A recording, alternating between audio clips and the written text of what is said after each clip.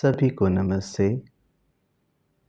आज की कहानी का शीर्षक है शंखनाद, जो कि श्रेष्ठ लेखक मुंशी प्रेमचंद्र जी द्वारा लिखी गई है। यह कहानी बताती है करुणा जब चित्कार मारती है और अपनी करवट बदलती है तो पाषाण हृदय भी पिघल जाया करते हैं और तब जीवन एक नई करवट लेता है। इस कहानी के किरदारों के नाम चाहे जो भी हों, लेकिन यह कहानी अक्सर हम अपने जीवन में घटित होते देखते हैं। चाहे यह कहानी परिवार में हो, रिश्तेदारी में हो, कार्यस्थल की हो अथवा ऐसा ही कुछ, इस कहानी में स्वयं को डूब जाने दें और स्वयं को कहानी के केंद्र में ले आएं। यह कहानी हमारे नित्य के कर्म या सीखने का एक नया पाठ होगा। तो आइए अब इस कहानी को शुरू करते हैं। भानु चौधरी अपने गांव के मुखिया थे। गांव में उनका बड़ा मान था। दरोगा जी उन्हें टाट बिछाए बिना जमीन पर न बैठने देते थे। मुखिया साहब की ऐसी धाक बंधी हुई थी कि उनकी मर्जी के बिना गांव में एक पत्ता भी नहीं हिल सकता था।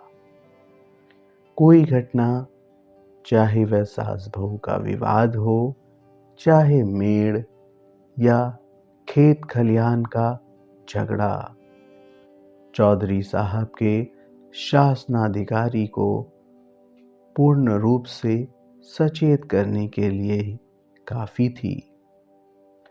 वह तुरंत ही घटना स्थल पर पहुंचते, तहकीकात होने लगती। गवाह और सबूत के सिवा किसी अभियोग को सफलता सहित चलाने में जिन बातों की जरूरत होती थी, उन सब पर विचार होता और चौधरी जी के दरबार से फैसला हो जाता। किसी को अदालत जाने की जरूरत ना पड़ी।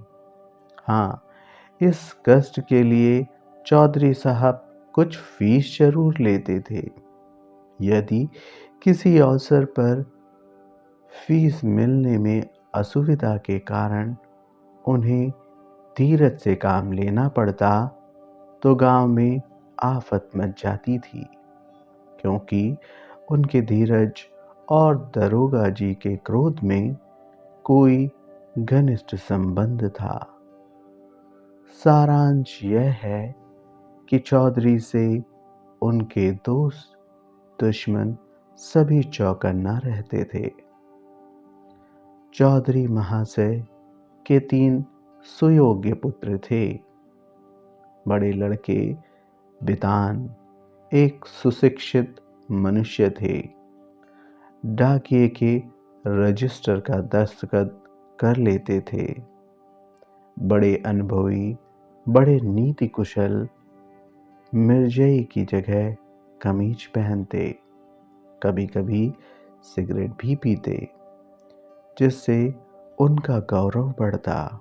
यद्यपि उनके ये दुर्व्यसन बूढ़े चौधरी को नापसंद थे, पर बेचारे विवश थे, क्योंकि अदालत और कानून के मामले बितान के हाथों में थे।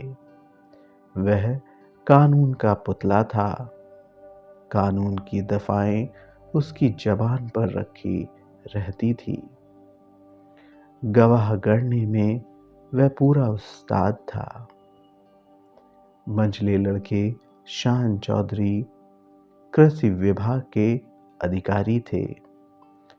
बुद्धि के मंद, लेकिन शरीर से बड़े परिश्रमी। जहां घास न जमती हो, वहां केसर जमा दें। तीसरे लड़के का नाम गुमान था। वह बड़ा रसिक, साथ ही उद्दंड भी था। मुहर्रम में ढोल इतने जोरों से बजाता कि कान के पर्दे फट जाते। मछली फंसाने का बड़ा शौकीन था, बड़ा रंगीला जवान।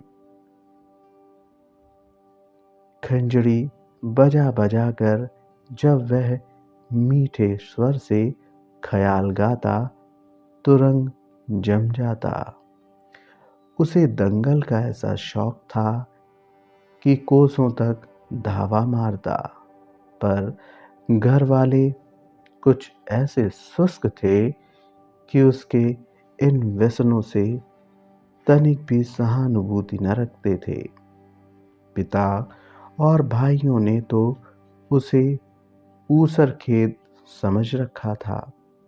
घुड़की, धमकी, शिक्षा और उपदेश, स्नेह और विनय, किसी का उस पर कुछ भी असर नहीं हुआ। हाँ, भावजी अभी तक उसकी ओर से निराश न हुई थी। वे अभी तक उसे कड़वी दवाइयाँ पिलाए जाती थी, पर आलस्य तो वह राजयोग है जिसका रोगी कभी भी संभलता नहीं है। ऐसा कोई बिरला ही दिन जाता होगा जब बांका गुमान को भौजों के कटु वाक्य ना सुनने पड़ते हों। ये विषैले सर कभी कभी उसके कठोर हृदय में चुभ जाते, किंतु यह घाव रात भर से अधिक न रहता। भोर होते होते ही थकान के साथ ही यह पीड़ा भी शांत हो जाती। तड़का हुआ उसने हाथ मुंह धोया, बंसी उठाई और तालाब की ओर खड़ा हुआ। भावजी फूलों की वर्षा किया करती। बूढ़े चौधरी पैतरे बदलते रहते और भाई लोग तीखी निगाह से देखा करते। पर अपनी धुन का पूरा बांका गुमान उन लोगों के बीच से इस तरह अकड़ता चला जाता जैसे कोई मस्त हाथी कुत्तों के बीच से निकल जाता है। उसे सुमार्ग पर लाने के लिए क्या क्या उपाय नहीं किए गए। बाप समझाता, बेटा ऐसी राह चलो जिसमें तुम्हें भी पैसे मिलें और गृहस्थी का भी निर्वाह हो। भाइयों के भरोसे कब तक रहोगे? मैं पका आम हूँ, आज टपक पड़ा या कल, फिर तुम्हारा निबाह कैसे होगा? भाई बात भी न पूछेंगे। भौजों का रंग देख रहे हो, तुम्हारे भी लड़के हैं, उनका भार कैसे संभालोगे? खेती में जीना लगे, कास्टी बिली में भर्ती करा दूं। बांका गुमान खड़ा खड़ा यह सब सुनता, लेकिन पत्थर का देवता था, कभी न पसीजता। इन महाशय के अत्याचार का दंड उसकी बेचारी स्त्री को भोगना पड़ता था। मेहनत के घर के जितने काम होते वे उसे के सिर थोपे जाते। उपले पाथी, कुएं से पानी लाती, आटा पीसती और तिस पर भी जेठानियां सीधे मुंह बात ना करती, वाक्य बाणों से छेदा करती। एक बार जब वह पति से कई दिनों रूठी रही तो बांके गुमान कुछ नर्म हुए। बाप से जाकर बोले, मुझे कोई दुकान खुलवा दीजिए। चौधरी ने परमात्मा को धन्यवाद दिया। फूले न समाये। कई 100 रुपए लगाकर कपड़े की दुकान खुलवा दी। गुमान के भाग जागे। तंजेब के चुन्नतदार कुर्ते बनवाए। मलमल का साफा धानी रंग में रंगवाया। सौदा बिके या ना बिके, उसे लाभ ही होना था। दुकान खुली हुई है। 10-5 गाढ़े मित्र जमा हुए हैं। चरस का दम और ख्याल की ताने उड़ रही हैं। चल झपटरी, जमुना तटरी, खड़ो नटखटरी। इस तरह 3 महीने चैन से कटे। बांके गुमान ने खूब दिल खोलकर अरमान निकाले। यहाँ तक कि सारी लागत लाभ हो गई। टाट के टुकड़े के सिवा और कुछ न बचा। बूढ़े चौधरी कुएं में गिरने चले। भावजों ने घोर आंदोलन मचाया। अरे राम, हमारे बच्चे और हम चीथड़ों को तरसें। गाढ़े का एक कुर्ता भी नसीब ना हो और इतनी बड़ी दुकान इस निखट्टू का कफन बन गई। और अब कौन मुंह दिखाएगा, कौन मुंह लेकर घर में पैर रखेगा। किंतु बांके गुमान के तेवर जरा भी मैले न हुए। वही मुंह लिए वह फिर घर लौट आया और फिर वही पुरानी चाल चलने लगा। कानूनदा बीमार बिटान उनके ये ठाट बाट देखकर चल जाता। मैं सारे दिन पसीना बहाऊं, मुझे नैन सिक का कुर्ता भी न मिले। यह अपाहिज सारे दिन चारपाई तोड़े और यूं बन ठन कर निकले। ऐसे वस्त्र तो शायद मुझे अपने ब्याह में भी ना मिले होंगे। मीठे शान के हृदय में भी कुछ ऐसे ही विचार उठते थे। अंत में यह जलन सही न गई और अग्नि भड़की। तो एक दिन कानूनदा बितान की पत्नी गुमान के सारे कपड़े उठा लाई और उन पर मिट्टी का तेल उड़ेल कर आग लगा दी। ज्वाला उठी। सारे कपड़े देखते देखते जलकर राख हो गए। गुमान रोते रहे। दोनों भाई खड़े तमाशा देखते रहे। बूढ़े चौधरी ने यह दृश्य देखा और सिर पीट लिया। यह द्वेषाग्नि है, घर को जलाकर बुझेगी।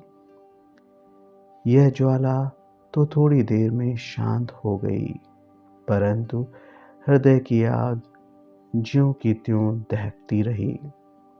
अंत में एक दिन बूढ़े चौधरी ने घर के सब मेंबरों को एकत्र किया और गूढ़ विषय पर विचार करने लगे कि बेड़ा कैसे पार हो। बितान से बोले, बेटा, तुमने आज देखा कि बात ही बात में सैकड़ों रुपए पर पानी फिर गया। अब इस तरह निर्वाह होना असंभव है। तुम समझदार हो, मुकदमे मामले करते हो, कोई ऐसी राह निकालो कि घर डूबने से बचे।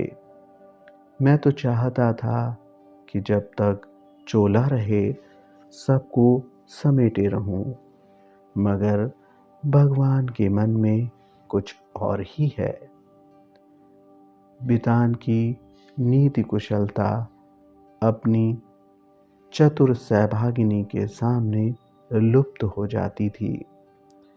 वह अभी उसका उत्तर सोच ही रहे थे कि श्रीमती जी बोल उठी, दादाजी, अब समझाने बुझाने से काम नहीं चलेगा। सहते सहते हमारा कलेजा पक गया। बेटे की जितनी पीर बाप को होगी, भाइयों की उतनी क्या उसकी आधी भी नहीं हो सकती। मैं तो साफ कहती हूँ, गुमान को तुम्हारी कमाई में हक है। उन्हें कंचन के कौर खिलाओ और चांदी के हिंडोले में झुलाओ। हम में न इतना बूता है, न इतना कलेजा। हम अपनी झोपड़ी अलग बना लेंगे। हाँ, जो कुछ हमारा हो वह हमको मिलना चाहिए। बाँट बँटवारा कर दीजिए। बला से 4 आदमी हंसेंगे।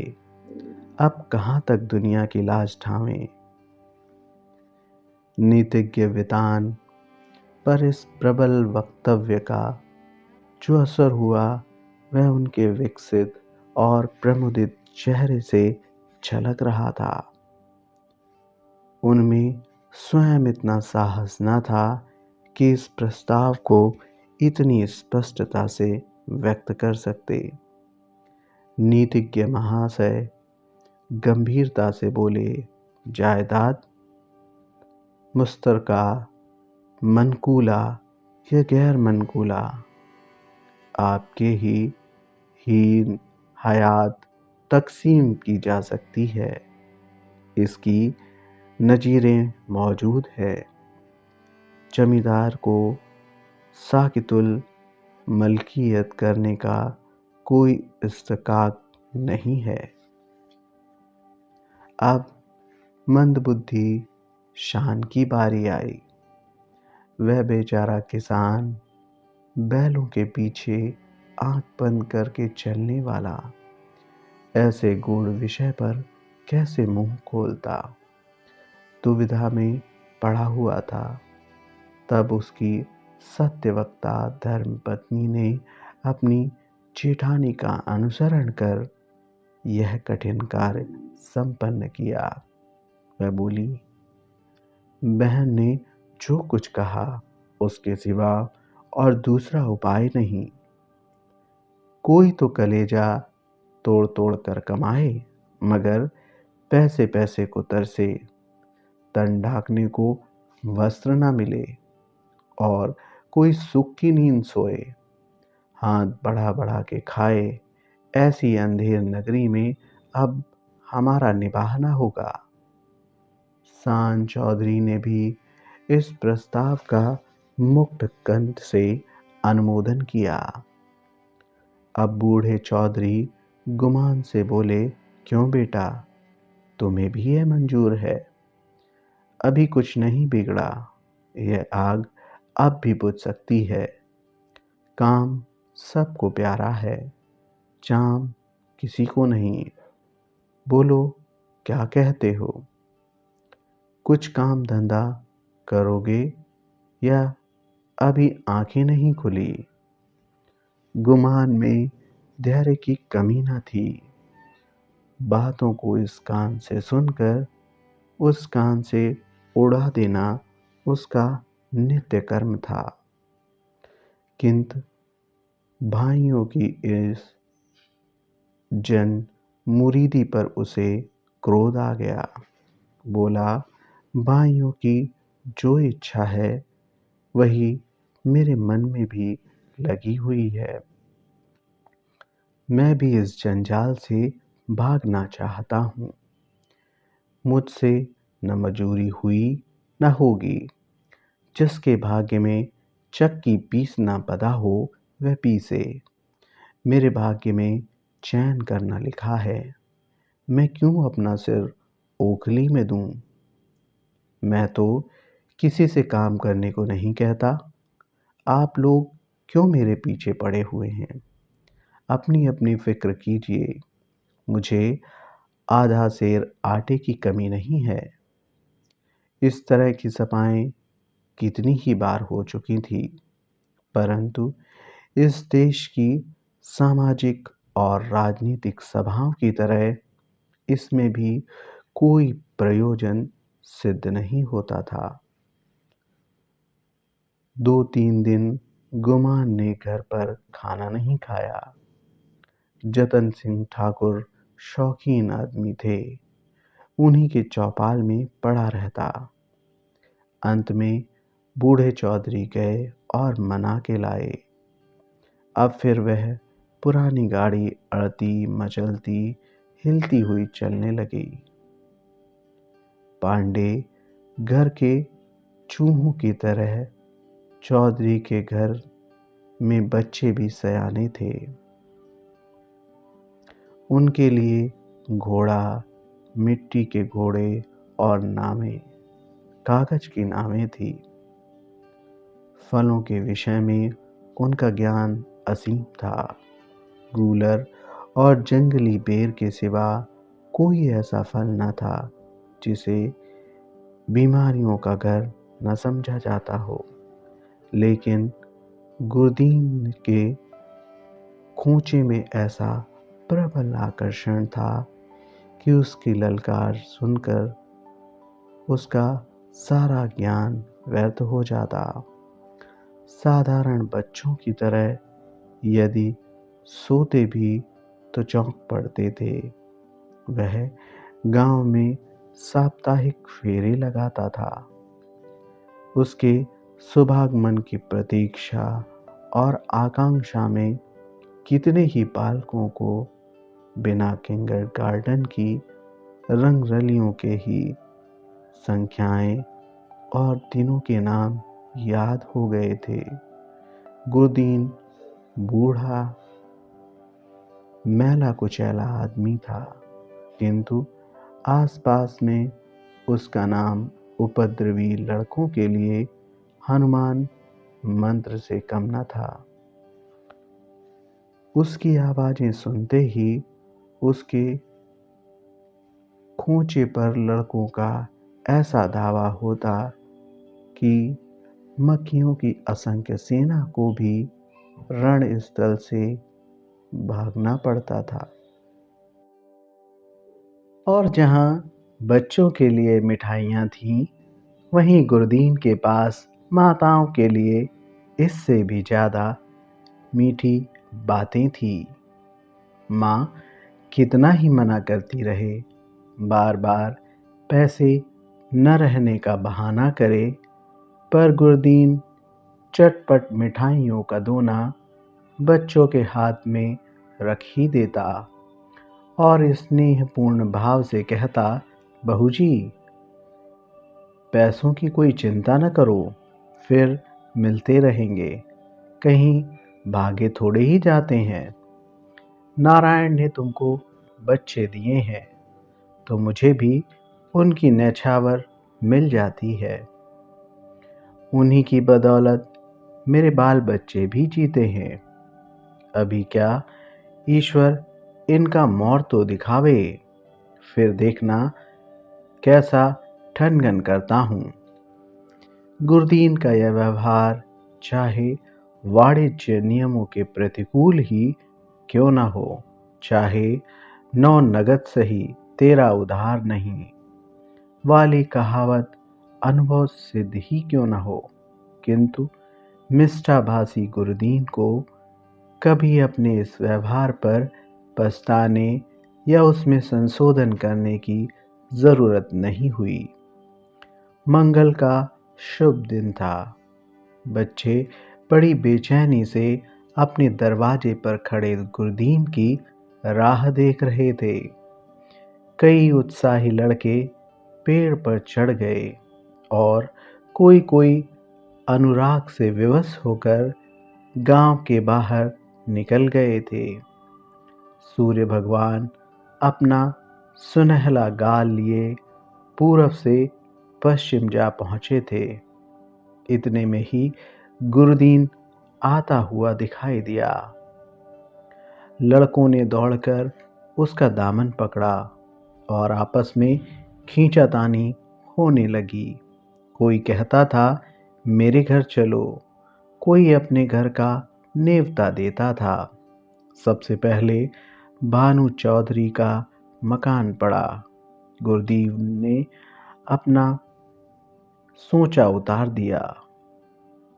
मिठाइयों की लूट शुरू हो गई। बालकों और स्त्रियों का ठट्ठ लग गया। हर्ष और विषाद, शोक और लोभ, ईर्ष्या और क्षोभ, द्वेष और जलन की नाट्यशाला सज गई। कानूनदा बितान की पत्नी अपने तीनों लड़कों को लिए हुए निकली। शान की पत्नी भी अपने दोनों लड़कों के साथ उपस्थित हुई। गुरदीन ने मीठी बातें करनी शुरू की। पैसे झोली में रखे, देले की मिठाई दी और देले का आशीर्वाद। लड़के दोने लिए उछलते कूदते घर में दाखिल हुए। अगर सारे गांव में कोई ऐसा बालक था जिसने गुरुदीन की उदारता से लाभ उठाया हो, तो वह बांके गुमान का लड़का धन था। यह कठिन था कि बालक धन अपने भाइयों बहनों को हंस हंस और उछल उछल कर मिठाइयाँ खाते देखकर सब्र कर जाए। उस पर तुर्रा यह कि वे उसे मिठाइयाँ दिखा दिखा कर ललचाते और चिढ़ाते थे। बेचारा धन चीखता और अपनी माता का आंचल पकड़ पकड़ कर दरवाजे की तरफ खींचता था। पर वह अबला क्या करे। उसका हृदय बच्चे के लिए ऐंठ ऐंठ कर रह जाता था। उसके पास एक पैसा भी नहीं था। अपने दुर्भाग्य पर, जेठानियों के निष्ठुरता पर और सबसे ज़्यादा अपने पति के निखट्टूपन पर कुढ़ कुढ़ कर रह जाती थी। अपना आदमी ऐसा निकम्मा न होता तो क्यों दूसरों का मुंह देखना पड़ता, क्यों दूसरों के धक्के खाने पड़ते। उठा लिया और प्यार से दिलासा देने लगी। बेटा रो मत, अब की गुरदीन आवेगा तो तुम्हें बहुत सी मिठाई ले दूंगी। मैं इससे अच्छी मिठाई बाजार से मंगवा दूंगी। तुम कितनी मिठाई खाओगे। यह कहते कहते उसकी आंखें भर आईं। आह, यह मनहूस मंगल आज ही फिर आवेगा और फिर ये ही बहाने करने पड़ेंगे। हाय, अपना प्यारा बच्चा देले की मिठाई को तरसे और घर में किसी का पत्थर सा कलेजा न पसीजे। वह बेचारी तो इन चिंताओं में डूबी हुई थी और धन किसी तरह चुप ही न होता था। जब कुछ बस न चला तो माँ की गोद से जमीन पर उतरकर लौटने लगा और रो रो कर दुनिया सिर पर उठा ली। माँ ने बहुत बहलाया, फुसलाया, यहाँ तक कि उसे बच्चे के इस हठ पर क्रोध भी आ गया। मानव हृदय के रहस्य कभी समझ में नहीं आते। कहाँ तो बच्चे को प्यार से चपटाती थी, ऐसी झल आई कि उसे 2-3 थप्पड़ जोर से लगाए और घुड़क कर बोली, चुप रह भागे, तेरा ही मुंह मिठाई खाने का है। अपने दिन को नहीं रोता, मिठाई खाने चला है। माँ का गुमान अपनी कोठरी के द्वार पर बैठा हुआ यह कौतुक बड़े ध्यान से देख रहा था।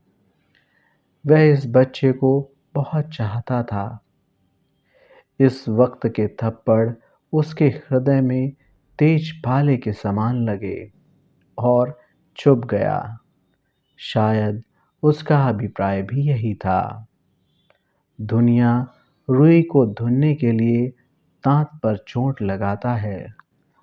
जिस तरह पत्थर और पानी में आग छिपी रहती है, उसी तरह मनुष्य के हृदय में भी, चाहे वह कैसा ही क्रूर और कठोर क्यों न हो, उत्कृष्ट और कोमल भाव छिपे ही रहते हैं। गुमान की आंखें भर आईं, आंसू के बूंदें बहुधा हमारे हृदय की मलिनता को उज्जवल कर देती हैं। गुमान सचेत हो गया। उसने जाकर बच्चे को गोद में उठा लिया और अपनी पत्नी से कर्णोत्पादक स्वर में बोला, बच्चे पर इतना क्रोध क्यों करती हो? तुम्हारा दोषी मैं हूं। मुझको जो दंड चाहो दो। परमात्मा ने चाहा तो कल से लोग इस घर में मेरा और मेरे बाल बच्चों का भी आदर करेंगे। तुमने आज मुझे सदा के लिए इस तरह जगा दिया, मानो मेरे कानों में शंखनाद कर मुझे कर्म पथ में प्रवेश का उपदेश दिया हो।